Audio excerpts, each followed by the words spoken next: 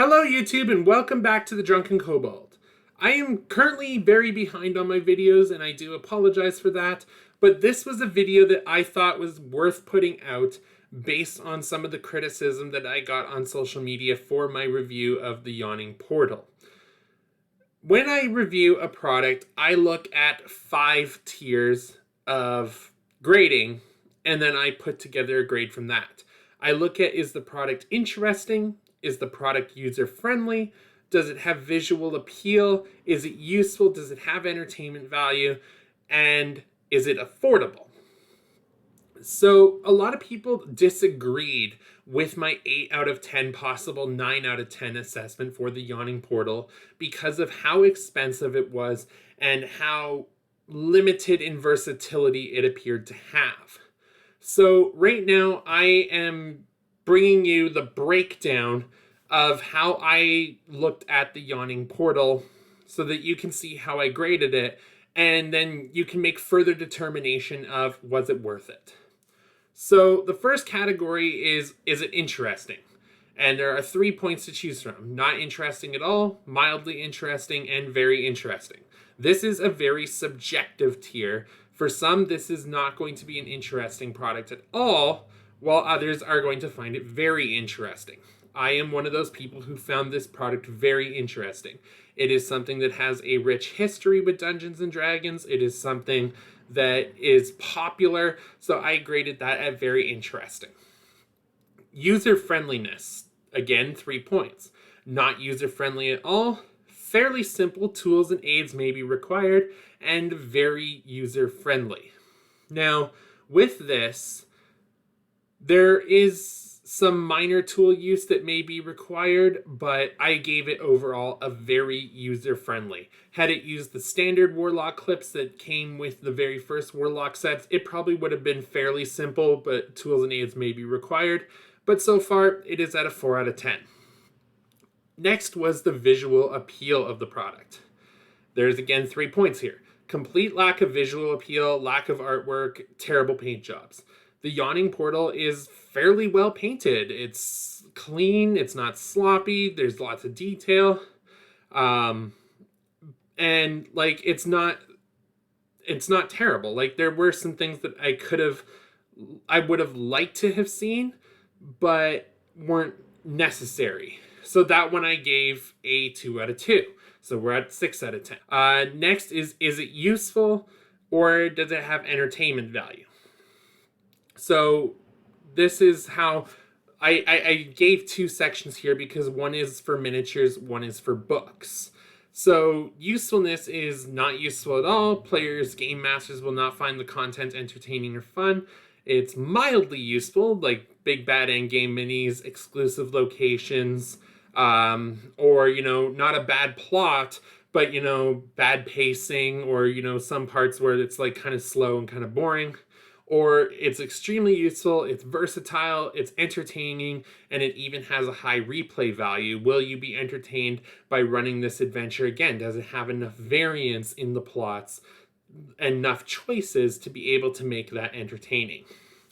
I was originally going to give this a 2 because I had a lot of perception of this being extremely versatile. But I ended up going with a 1 that it was mildly useful because it was an exclusive location. It was the Yawning Portal Inn. And then affordability. Affordability, not affordable at all. This is a product for the very wealthy. Doesn't get any points added on. It actually gets points taken away. So being at a 7 out of 10 for going into this, if it was graded that, it would come back at a 6 out of 10. Affordable with some savings, affordable compared to equivalent counterparts. That is worth 1 point, and that is what brought it to the 8 out of 10. And then bringing it to a 9 would have been overall generally affordable. Now, I think we can all agree that this product is not generally affordable overall. Where a lot of people think is this product is not affordable at all, that this is a product for wealthy collectors.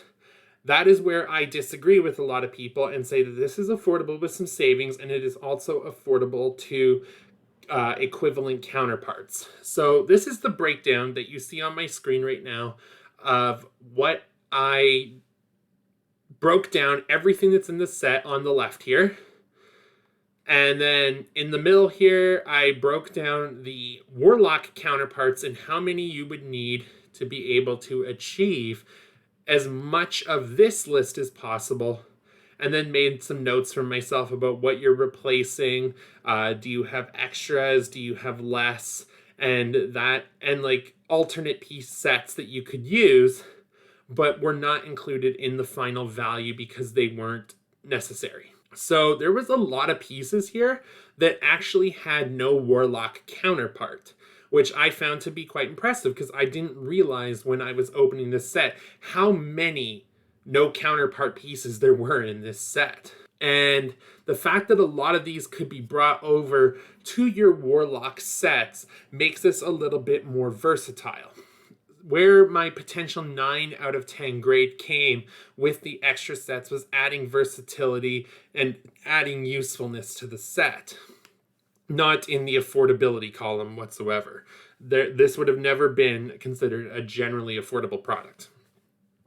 So the total cost of the base Yawning Portal Inn, according to WizKids, is $367.49.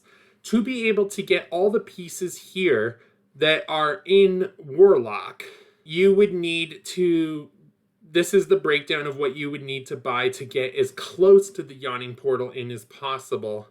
And even then, you are looking at $776.90. Sorry, I was looking at a really small print. But yeah, $776.90 to be able to buy as close to everything that you got in the Yawning Portal Inn, but not quite. So you're almost doubling your cost, but you're not getting everything. In fact, you could get all of your Yawning Portal subsets, and then to be able to replicate them with the Warlock sets, you're bringing your total cost over the $1,000 range. I believe the total came to like $1,200 by the time you duplicated everything. So yeah, no, definitely the Yawning Portal came in at affordable with some savings, affordable compared to equivalent counterparts.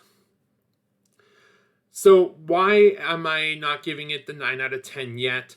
Mostly because I haven't determined by looking at the subsets yet, are they good enough quality that you want to use them here and with your Warlock sets. So was the Yawning Portal Inn something that people who have never invested in Warlock before, something that they could use and start their collection with? Yes, it was a great set for that. If you play with Warlock already, is this something you want to get? Yes, because you're adding all of this to your collection at half the cost that it would get to add it to your collection again, even if you already own it. And if you already did own all of this, that's great, but you spent a lot of money to get there. So that is something that I wanted to point out, was that this was something that people who already collect Warlock could make advantage of because it grows their existing collection and gives them a lot of unique pieces to add. Now, say you already owned all of this and you bought the Yawning Portal. There are old Yawning Portal designs from 4th edition that, you add in, your 1-inch straight tiles. You can build the classic Yawning Portal, and it still comes in at a pretty affordable value without having to buy all this extra stuff because you already own it. So for people who haven't invested in Warlock, the Yawning Portal Inn was a good start. For people who already were in Warlock, there was a lot more versatility to this set. So depending on those sets, we may see that I moved the Yawning Portal to useful, versatile, and extremely entertaining. Or I may keep it the same because right now, even without the extra sets, it's already pretty versatile, but it is an exclusive location. So that is how I broke down the Yawning Portal and gave it its 8 out of 10 grade. And quite frankly, this is a set that for its cost has a lot of value compared to the Warlock set counterparts. So I hope this cleared up any misconceptions or confusion that people had, and I do hope that you enjoyed this video. I will be working on some videos in the near future, but in the meantime, cheers and may your rolls be with you.